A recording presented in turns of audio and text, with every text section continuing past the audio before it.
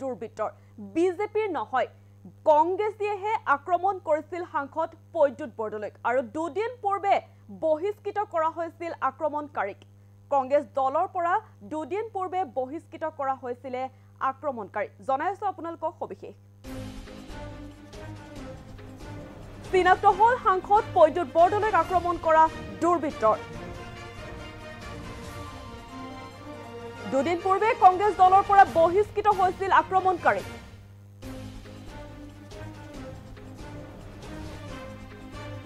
আক্ৰমণ কৰা দুৰ্বৃত্ত বিজেপি নহয় কংগ্ৰেছেহে কৰিছিল আক্ৰমণ প্ৰদ্যুৎ বৰদলৈক আক্ৰমণকাৰী হৈছে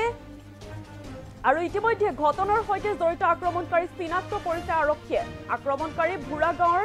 ইমদাদুল ইছলাম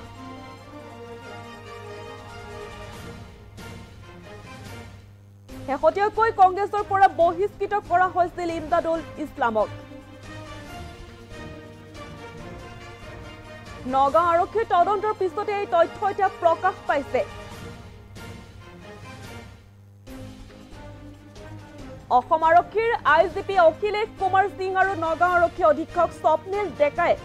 এই তথ্য প্ৰকাশ কৰিছে যেটো সাংসদ প্ৰদ্যুৎ বৰদলৈক ভয়ংকৰ আক্ৰমণৰ বলি হৈছিল অচিনাক্ত দুৰ্বৃত্তই আচলতে আক্ৰমণ কৰিছিল সাংসদগৰাকীক আৰু সাংসদগৰাকীৰ লগতে আছিল বিধায়িকা শিৱামণি বৰাও মুখত কলা কাপোৰ বান্ধি অচিনাক্ত দুৰ্বৃত্তই সাংসদগৰাকীক আক্ৰমণ কৰিছিল আৰু কনভয়ৰ 5খনকৈ বাহনক আক্ৰমণ কৰিছিল অচিনাক্ত দুৰ্বৃত্তই আৰু তাৰ পাছতে এতিয়া চিনাক্ত হল সাংসদ প্ৰদ্যুৎ বৰদলৈক আক্ৰমণ কৰা দুৰ্বৃত্ত দুদিন পূৰ্বে যেহেতু কংগ্ৰেছ দলৰ পৰা বহিষ্কৃত হৈছিল আক্ৰমণকাৰী আৰু হে আক্ৰমণ কৰা দুৰ্বৃত্ত বিজেপি নহয় কংগ্ৰেছীয়েহে আক্ৰমণ কৰিছিল প্ৰদ্যুৎ বৰদলৈক ইতিমধ্যে ঘটনাৰ সৈতে জড়িত আক্ৰমণকাৰী চিনাক্ত কৰিছে আৰক্ষী আৰু আক্ৰমণকাৰী ভুৰা গাঁৱৰ ইমদাদুল ইছলাম বুলি জানিব পৰা গৈছে শেহতীয়াকৈ কংগ্ৰেছৰ পৰা বহিষ্কৃত কৰা হৈছিল ইমদাদুল ইছলামক নগাঁও আৰক্ষীৰ তদন্তৰ পিছতে এতিয়া এই তথ্য প্ৰকাশ কৰিছে চিনাক্ত হল যেহেতু সাংসদ প্ৰদ্যুৎ বৰদলৈক আক্ৰমণ কৰা দুৰ্বৃত্তৰ দুদিন পূৰ্বে কংগ্ৰেছৰ দলৰ পৰা বহিষ্কৃত হৈছিল আক্ৰমণকাৰী আক্ৰমণ কৰা আচলতে দুৰ্বৃত্ত বিজেপি নহয় বৰঞ্চ কংগ্ৰেছীয়েহে কৰিছিল আক্ৰমণ সাংসদ প্ৰদ্যুৎ বৰদলৈক ইতিমধ্যে ঘটনাৰ সৈতে জড়িত আক্ৰমণকাৰী চিনাক্ত কৰিছে আৰক্ষীয়ে আক্ৰমণকাৰী ভুৰা গাঁৱৰ ইমদাদুল ইছলাম বুলি জানিব পৰা গৈছে শেহতীয়াকৈ কংগ্ৰেছৰ পৰা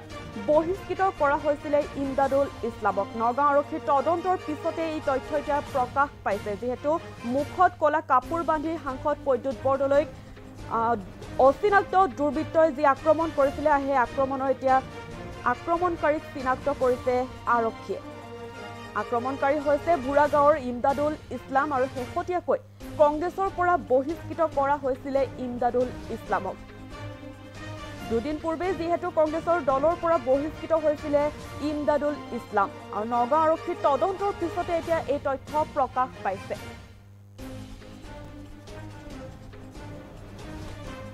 নাথলিটো পৰিদৰ্শন কৰিলো আৰু গোটেই ডিটেইলছটো লৈছো আৰু ঘটনাৰ লগত যিবিলাক অভিযুক্ত জড়িত হৈ আছে আইডেন্টিফাই কৰা হৈছে বেছিভাগে আৰু ইয়াত বিভিন্ন জিলাৰ পৰা মানুহ জড়িত হৈ আছে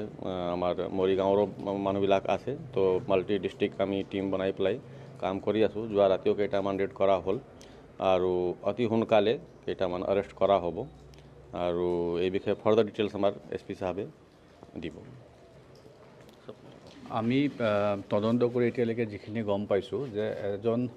ইমদাদুল ইছলাম তেওঁ যোৱা পৰহি তেওঁ কংগ্ৰেছৰ পৰা বহিষ্কাৰ কৰিছে তেওঁ গোটেই ষড়যন্ত্ৰটো কৰা বুলি আমি ইতিমধ্যে খবৰ পাইছোঁ আৰু তেওঁৰ লগত কিছু আৰু মানুহ আছিলে